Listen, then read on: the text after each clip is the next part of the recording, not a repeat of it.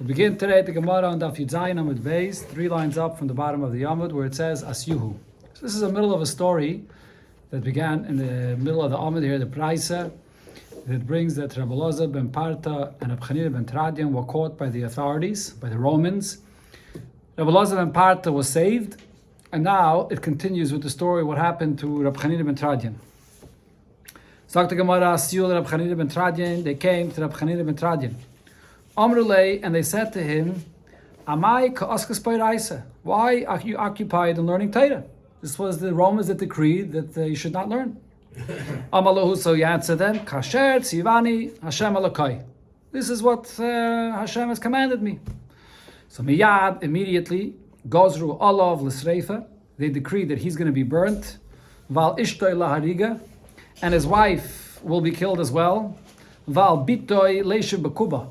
And his daughter is going to be placed in a kuba shel zainis, in a tent of zainis. So the Gemara now explains why they all deserve this kind of punishment. All of this Reifa, he was judged that he'll be burnt because Shahaya Hoige es Hashem ba'isi Yosef, because he would say the name of Hashem with pronouncing it with all of its letters. According to Rashi, what we're talking about over here is the name of Hashem that has 42 letters in it. This is another place Rashi says this. There's the name Shem Mem Beis of the Eibishter, and he pronounced the name fully. Taisus over here brings Pirush HaKuntris that he darshaned all 42, and he expanded or he pronounced this name of Hashem. That was what he did, which is not allowed. Taisus himself actually says that it refers to Shem Yud Kei Vav Kei. That we don't pronounce it Yud Kei Vav Kei, it's pronounced Aleph Daled Nun Yud. But so the question is this what Rabbi Chanina ben Tradian did? V'heichi Yavadachi. How can he do this? It's clearly forbidden. V'atanan, the Mishnah says, Eilu she'elam chelik lo'elam haba. The following are the ones that do not have a portion in the world to come. Ha'eme ein Torah min hashamayim, one that denies that Torah comes from Hashem, and ve'en tchiyas hamesim min ha-Torah, does not believe in tchiyas hamesim. And Abishal Oime Af Haige Es Hashem Ba'isi Yosef, one that pronounces the name of Hashem with all of its letters. So Rabbi Chanina ben Tradian would definitely not be over on a clear Isser. So the Gemara explains L'Slamed Ovad. When he pronounced the name, he only did it to teach his students and expound what the name of Hashem has in it. But he wasn't doing it just to pronounce the name. Kedetanya, as it says in the Braisa. This is actually regarding matters of Avoda Zara and Kishuv that you shouldn't learn in order to practice this. But if you do have to learn about the ways of Avoda Zara in order to understand what is Avoda Zara, in order to know how to paskin regarding someone that serves Avoda Zara, then you're allowed. So here as well, since he was just practicing, or not, he was learning about the name and teaching the students about the name, but he wasn't just pronouncing it, so that it's not Heipach HaKavod for Hashem's name when he's pronouncing this way. So then why was he punished for this? And the answer is Mishum Hoige es Hashem b'farhesia, because he would pronounce this name of Hashem even publicly. He could teach it to his students and explain it to them privately, but he did it publicly. This is the gersa that we have in the Gemara here. But from Rashi, it seems like that he's not good as this. And Rashi says the reason he was punished is because the Eibishter is medaktik with great tzaddikim, even kechut hasaira. And although it was allowed for him, but nevertheless, even when he was pronouncing this name to teach his students, he should have still had extra kavod and not pronounced the Eibishter's name fully. So this is the reason why Rabbi Chanina ben Tradian deserved this punishment, that he was burnt. Now, Ba'al ishtoi lahariga. His wife, so they ruled that she's going to be killed. What was the reason? Because the Leimicha Bey, she did not protest against her husband's behavior, that he was pronouncing Hashem's name. It's Mikana Omer, it's from here that they learned, one that's able to protest, and he does not, Nanash, he gets punished for this. So in this case, apparently, his wife was able to protest, and he would listen to her. There's a discussion in some Mefarshim about this, that she could say, well, my husband's not going to listen to me, he's a Talmud Chacham, I'm going to tell him what to do. But apparently in this case, he would have listened to her, and therefore she was punished. And his daughter was punished to be sitting in a tent with other Zainis. Why did she get punished this way? Once it happened, the daughter of Rab Chanina ben Tradian, was walking in front of the great nobleman of Rome. And Amru, when they saw her, they said, Kama no psiseh shorivazu. How beautiful are the steps of this girl. Miyad, when she heard that comment, so immediately, diktika b'psiseh. She was walking more exact to attract attention to her. And because of this, so Rashi says, it says, Kol kvuda bas melech pnima, a daughter of the king, a Yiddish girl should be more modest, and therefore this behavior that she took such kind of steps to attract attention to her brought this punishment. What's the meaning of the pasuk where it says, Ovain akeva yisubeni? What does this mean? The sins of my heels are surrounding me. Those Avedas where a person is stepping with his heels in this world, this will surround them on the day of judgment. So one pshat is that it refers to what we're talking about here. Those extra steps that she took that was attracting attention to her, that is what came to haunt her on the day of judgment. Or it refers to those Avedas that Adam Dashba Kevav, as we know in other places it says something which a person thinks is a small matter, doesn't pay attention to it, but then they come to haunt the person on the day of judgment. Okay, now B'shah sheyatzu shloshtam. So when the three of them, Rab Chanina ben Tradian, his wife and his daughter, were taken out to be punished, tzatku aleim esadin, they all said and accepted the din of Hashem that it's just. Hu amar, Rab Chanina ben Tradian said the pasuk atzur tom and poli, that the Eibishter, his ways are right, and the continuation of the pasuk it says v'chol drachav mishpat, all the ways of Hashem are just. Ve'ishtei amra, his wife said the pasuk, the continuation of that pasuk actually it says kei lamuna ve'ein oval. The Eibishter is trustworthy and there's no iniquity in his ways.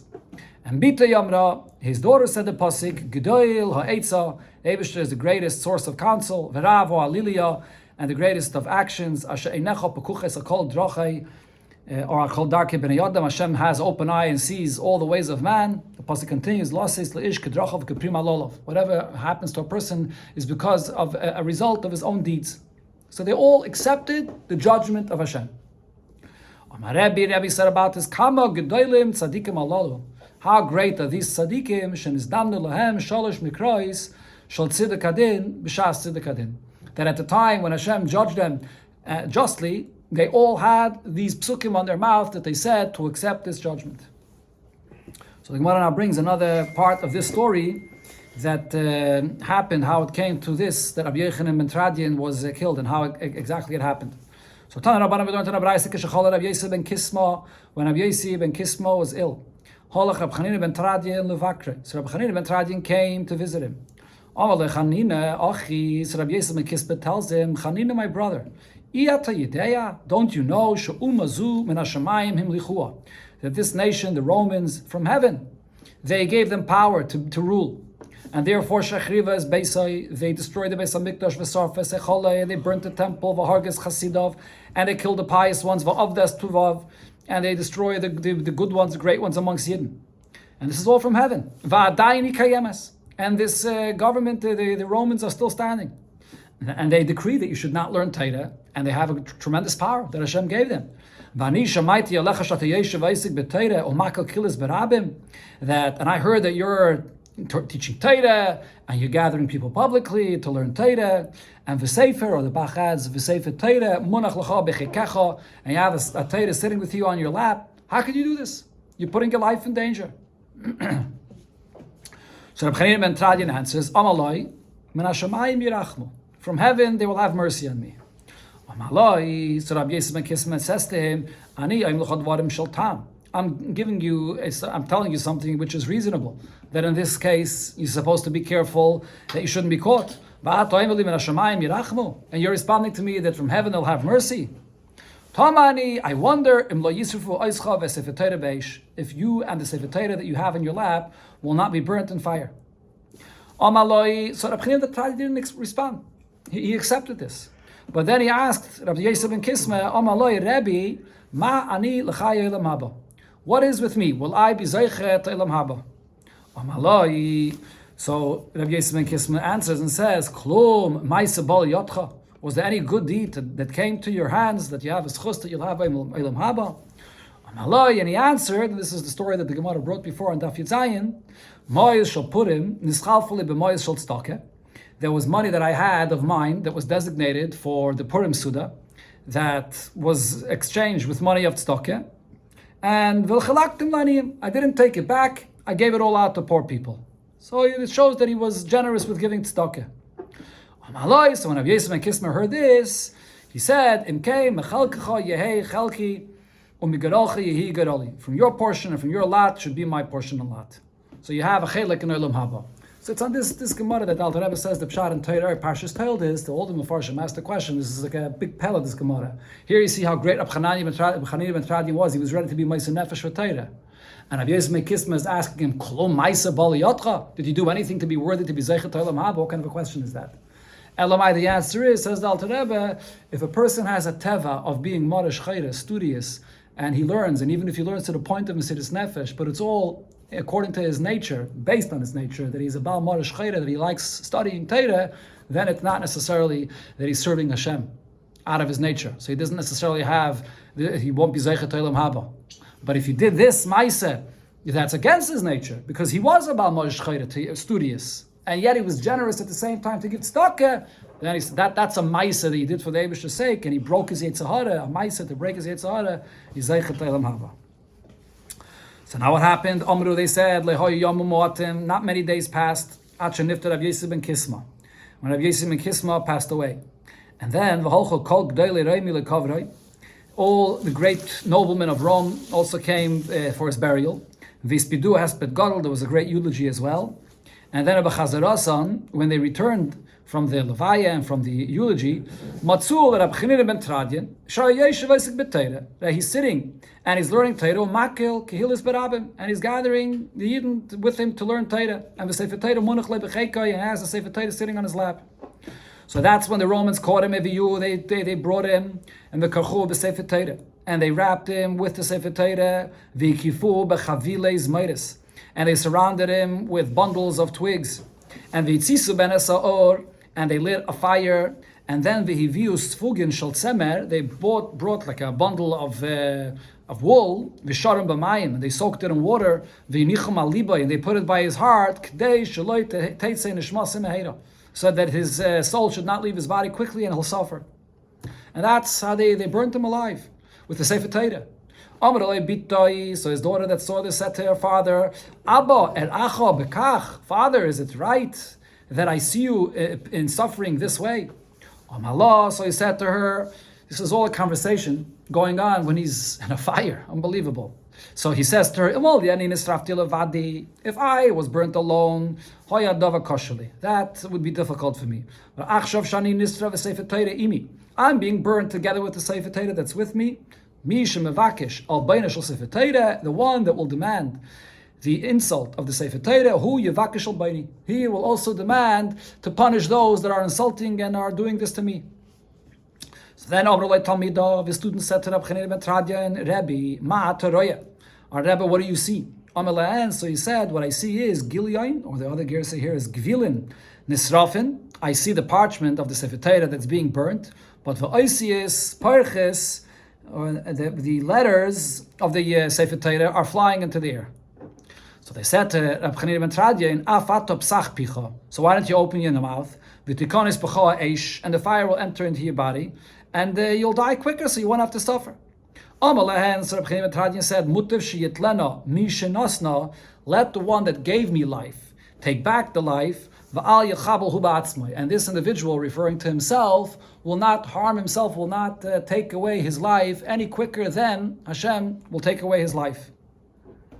And here there's interesting Taisvis. There's a big discussion in Rishonim about this. Taisvis brings from Rabbeinu Tam that in a case where you're afraid that Goyim will come and force you to do Avedis, one may take his life, one may commit suicide in order not to allow Goyim to cause him to do Avedis. Right? So even though over here he said he doesn't want to do this, he doesn't want to take his life before Hashem takes his life, but nevertheless Rabbeinu Tam says that this is allowed. Other Rishonim disagree with this. The Ritva says that it's very difficult to paskin this way, but the Rishonim in the times of Taisvis in France all paskin that this is allowed. Okay, so the Gemara continues the story. What happened? Amaloi. It's different. The what? Over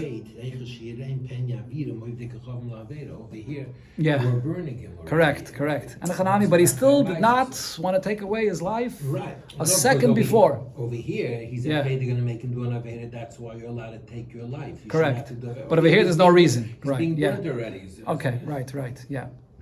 Amalei Klatztu Niri. So the Klatztu Niri, which is the executioner, said to him, Rabbi, animarbe b'shalheves, if I will add and make the fire bigger, and v'neitel sfugen shel tzemem al lipcha, and I will remove the wool that was moist, wet by his heart, atam viani l'chai olam haba. Will I be zeicher to have olam haba for this? Amaloi hein. So Rabbi Matradia says to the executioner, yes. Hashbali. So he says to Rabbi Matradia, swear for me. Nishbalo. He swore that that'll have olam haba. So he made the fire larger, and he removed the wool, with the wet wool from his heart, and his neshama departed from his body quicker. And Avhu, this executioner himself, Kofatz v'nofal l'toich ha'ur, he jumped and fell into the fire. And Yatza Baska v'omra, a voice from heaven came out and said, Reb Chanina ben Tradin, the Klatztuniri mizumanin l'chaye olam haba. They are both invited to Chaye olam haba. It's unbelievable, right? Together, him and the one that the executioner himself that took away the pain from Reb Chanina ben Tradin. Bacha Rebbe v'amar. So at that point, Rebbe cried and said, Yesh kain elomi b'sha achas. There's an individual that could acquire his world in one moment, like this executioner here. And there's a person that it takes many years to acquire his lot in Olam Haba. The same expression that it said before by Rabbi Elazar ben Durdaya. He wasn't able to be Makar of his visa by himself. Yeah. But the guy... He admitted, he agreed that he should allow him to do it. He wasn't doing it himself, he agreed to allow him to do it. What about the Goyish advisor, though, that told him not to do anything bad to the Jews?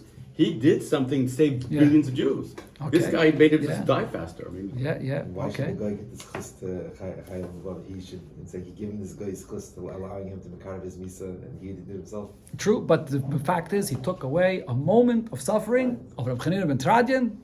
It's worth Olam Haba. really? Okay, the Gemara now continues the story. It was mentioned before that what happened with the daughter of Reb Chanina ben Tradin. Her punishment was that she was placed in a tent of Zaynis.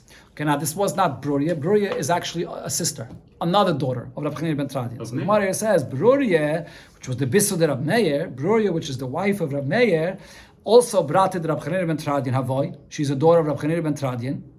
So Omra Loi, she says to her husband, to Rab Meir, Zilu bi milse de Yosva achsai bekubishal zainis. It's very degrading for me that my sister, and the other daughter of Rab Chanina ben Tradin, is sitting and living in a tent with other zainis. So Rab Meir went to save her and to get her out. So what did he do? Shakal takava de dinri. He took 3 dinrim, and va'azal, and he went. And Omar and Rab Meir said to himself, if no Isra was done with her, she had no relation with anyone, misavid nisa. A miracle will happen, and I will save her.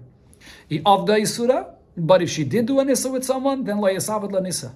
Then no nest will happen. So he first wanted to see what's the story with his sister-in-law, whether she did a nisa or not. So how did he test her? Ozal noket nafshei kechad parsha. He went and he dressed up like a Roman, a horse rider, and he came to her. And where she was in this tent of Zainis. Amallah, and he said to her, Hashminili, come have relations with me. Amralei, and she responded and said, Tashtana no, I'm a nida. It's not a time for this. I can't have relations with you. Amallah, Reb Chanina ben Tradin says to her, Menaschana mirsach, I have time. I'll wait for you. Amralei, so she pushed him off and said, Nefishin, Tuve, there's many others, the Shapirim Minoi, and they're much more beautiful than me. Don't wait for me. So after he saw this, Omar and Meir said, Shema Minor, from now I understand, that she would give this excuse to everybody that came and wanted to have relations with her, and she did not do any Isser. Whoever came, she would give the same excuse. So what did Rab Meir do? He went to the guard.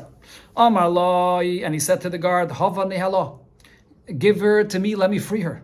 So the guard said to Rab Meir, I'm afraid of the authorities. I can't free her. Amalei. So Rab Meir says here, Shkoil takev the dinner. Take the 3 dinarim that I have. Palge polach. With half of this used to bribe the authorities. Ulpalge levilach. And the other half is a payment for you. So Amalei, the guard says, V'chishalmi my evid. If I use up the dinrim and I still need to bribe someone, what am I going to do then? Amalei Rab Meir said to him, Eime elokah the Meir aneni. You should say elokah the Meir aneni or mistzalus, and you'll be saved.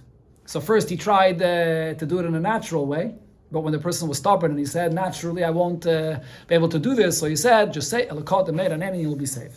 Is this the source for it? Yes, this is the story This is here. the This story. is the source, and here the Gemara brings the whole story of what happened. Let's see. Now this guard continued asking and said, Umi yemer the hachi ikke. Who says that this is going to help me? You're telling me to say lekod meir aneni. How do I know that this is effective? Amalei. So Rab Meir says to him, Hashtachazis. You'll see now the effect of this. So Hava Hanikalvi, there were wild dogs there, that would attack and eat people. Shaka kala shadabuhu. So this guard took a piece of earth and threw it at them that they should go away. So they came to attack him, this guard. So Omar elakad the meir aneni. So he said elakad the meir aneni and shavkua, and they left him alone. So after he saw this, he understood that this works. If you say elakad the meir aneni. So he gave the daughter of Rab Chanina ben Tradian, Rab Meir's sister-in-law, he gave her to him. And she was released. Now, L'Saif, in the end, what happened was that by the king, by the government, they heard what happened, that Rab Chanina ben Tradia's daughter was released. Asyua. So they brought this guard that released him, and Askul Iskifa. They brought him up into a high place where they would hang him. And what happened? So Omar, as soon as they were going to hang him, he said, and a miracle happened, and they could not execute him. Achsua, so they took him down. So Amrulay, they said to him, "My high, what is this? What power do you have that you can save yourself from being executed?" Amalahu, so he told him the whole story. Hachiava Maise. This is the story that there's this individual, Rab Meir, that I freed his sister-in-law, and now he gave me this power to avoid being executed. It's all his fault. So also they came. They engraved the image of Rab Meir on the entrance to Rome, and Omri, they said, whoever sees this individual, he should be brought to the authorities. So Yom Echad, one day Chaziyuhu, they spotted him. Roat Abasrei, they were running after him. And Roat Mikamayu, and Rab Meir ran away. Where did he run to? All Lebei Zainis. He ran into a house of Zainis. And he knew if he's going to hide there, nobody's going to suspect that he's there, and that would save him. Or others say, how did he hide himself? He saw there were people that were in a kitchen where they're cooking non-kosher food. So what did he do? He was standing there, and Tomash Baha, he stuck one finger into the pot, and Masak Baha, and he was sucking the other finger. But it looked like he was eating from the non-kosher food, so nobody would suspect that this is Rab Meir. Or a third version, how he hid. Iked Amri, others say, Asa Eliyahu Hanavi came and saved him, so this was already B'derech Nes. Idmiluhu Kizayna, and Eliyahu Hanavi appeared like a Zayna, and Karchase, and he was hugging Eliyahu Hanavi that looked like a Zayna.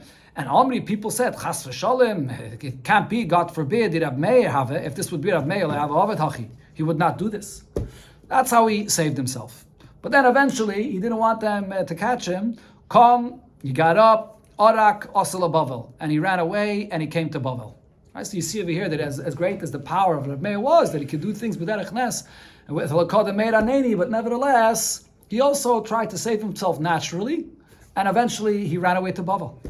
Now, the Gemara concludes that there's another version to why Rab Meir ran away to Bavel, also a pretty sad story. Iked Amri Mahai Maise. Some say it was the story that we mentioned here, but Viked Amri, others say Mimaise de Bruria, that there was a story with his wife Bruria. What happened with his wife Bruria? Chazal say Noshim Daitan Kalis, that women, their understanding or their mind is not as strong, or it's not so strong. So his wife Bruria heard this, and she said, "No, it's not true." Rab Meir told her, "One day you're going to admit to me that what Chachamim said is true." And then Rab Meir had one of his students to go and try to seduce her into doing an Avoda with him. And she refused, but eventually she agreed. And after she agreed and she realized that she was proven wrong and that she was ready to do such a kind of Aveda, even though it didn't happen to Aveda, but she was ready to do such a thing, in the end she was so sad that she committed suicide. And as a result of this, Rab Meir himself had such an embarrassment of this story that he ran away to Bavel. That's the story, pretty sad story. That's the story that Rashi brings there. The Gemara yeah. Wasn't Buri like a Balmasir's nephew? She was a great woman, yeah, the wife of Rab Meir. Yeah, the Gemara in Saita that says about one that said that my husband's greater than your husband. Says yeah, Gemara in Saita. Yeah, but this is the story here that Gemara is referring to. Tana Rabbanon, we learned in Abraisa, this goes back to the Mishnah. The Mishnah before spoke about not to go to places where they have the stadiums by Goyim, where they have these bullfights with people and a person gets killed there. So the Gemara brings different details in connection to this. So Tana Rabbanon, we learned in Abraisa, a person that goes to these stadiums where they have these bullfights, or lacharkan. Charkan literally means a siege. When the Goyim, they place a siege in a city and they're sitting around and they're bored, so they have also these entertainments that they do, and they make all kinds of letzanis. So if someone goes there to enjoy this, and v'ro'asham, and he sees there sanachoshem v'sachaverin, which are various types of kishuf, choshem like menachish. Rashi brings menachim, mechavshim, mechashvim.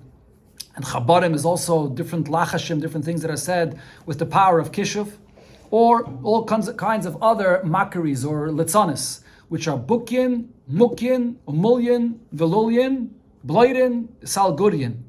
Different shows that cause litzanis, mocking and scoffing, or whatever term you want to use.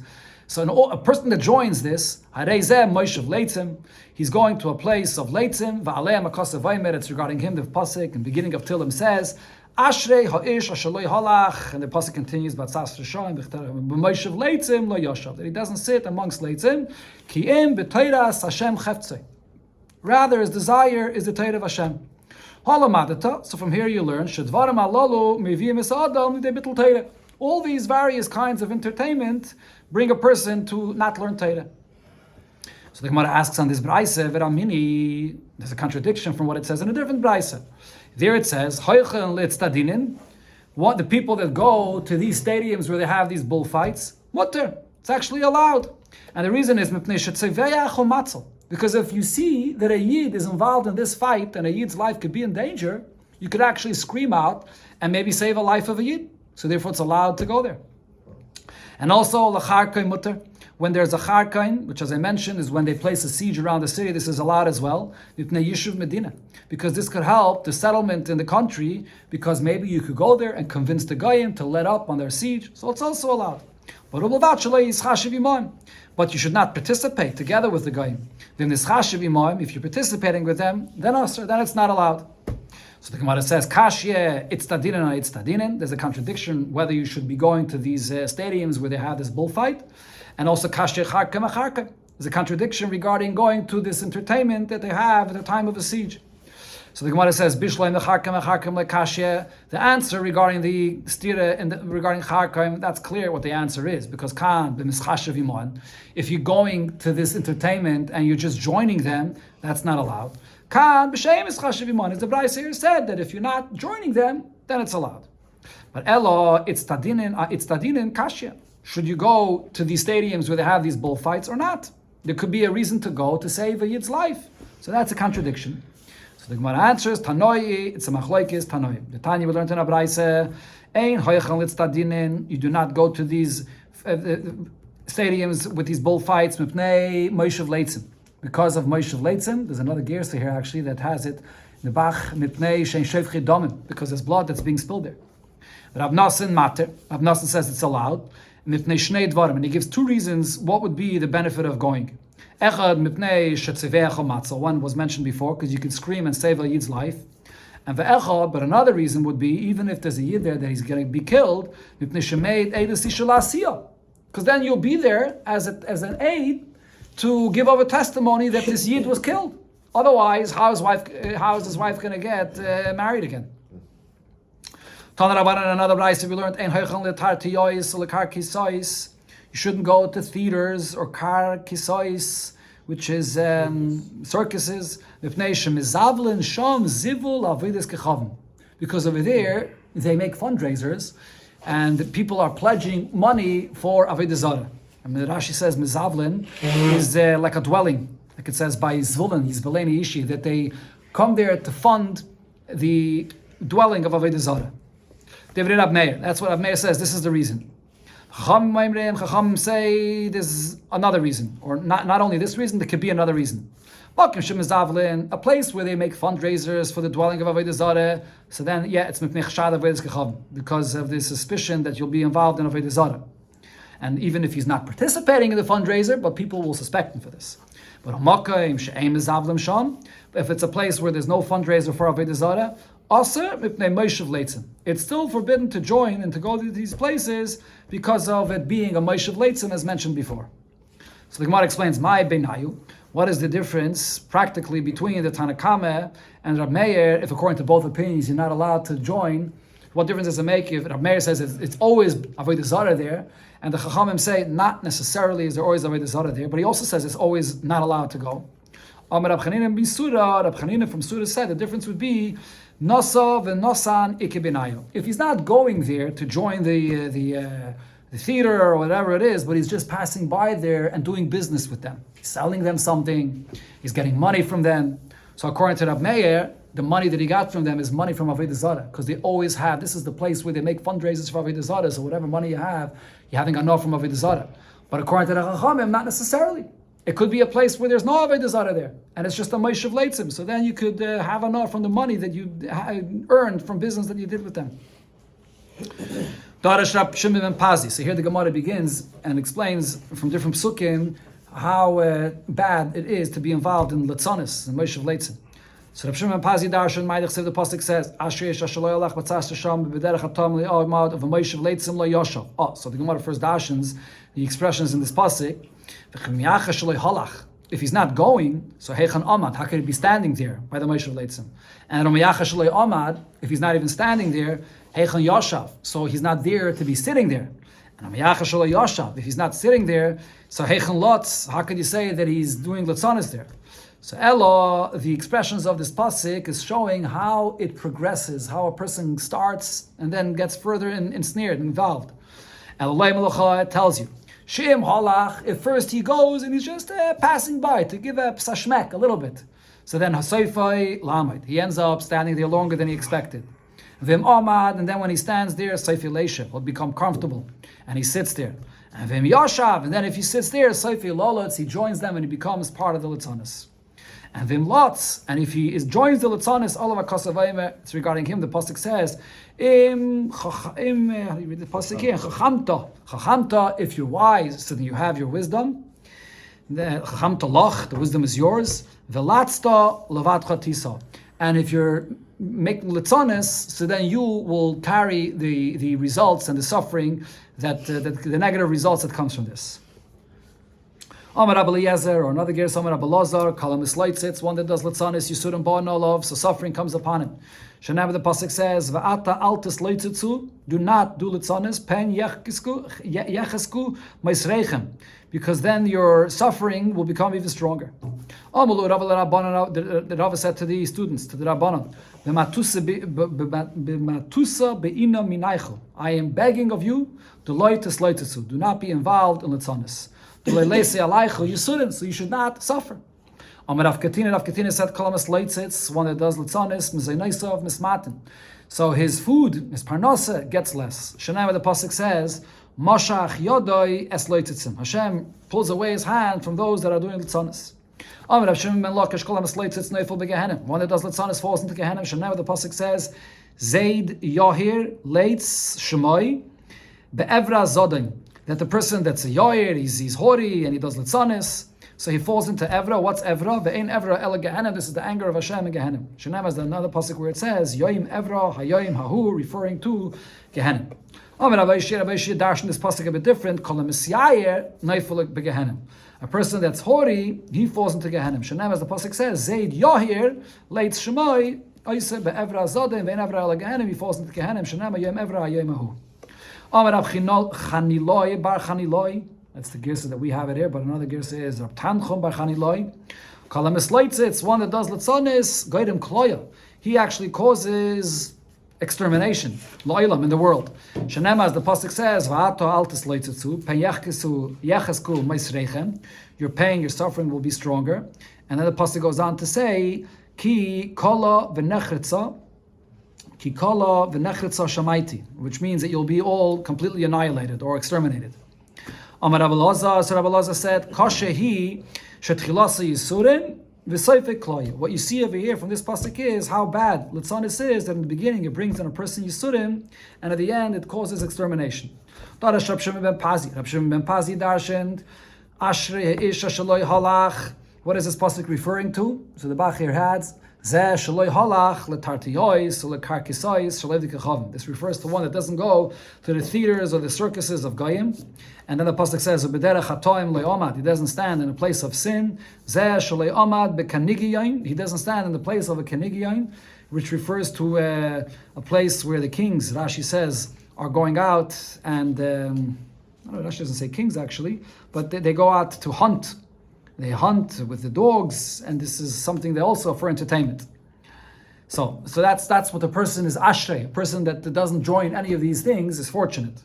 But now the Gemara says a person may say to himself, Eilech ve'ezgara b'shina, as long as I'm not joining any of this, so let me just sit down on the couch and just go to sleep. As long as I don't do any of these negative things, it's fine. So on this the pasuk says, Talmud loymar uv'seirasa yege yoyim v'loyla, that instead you should study Torah day and night, and that's the best occupation for a yid.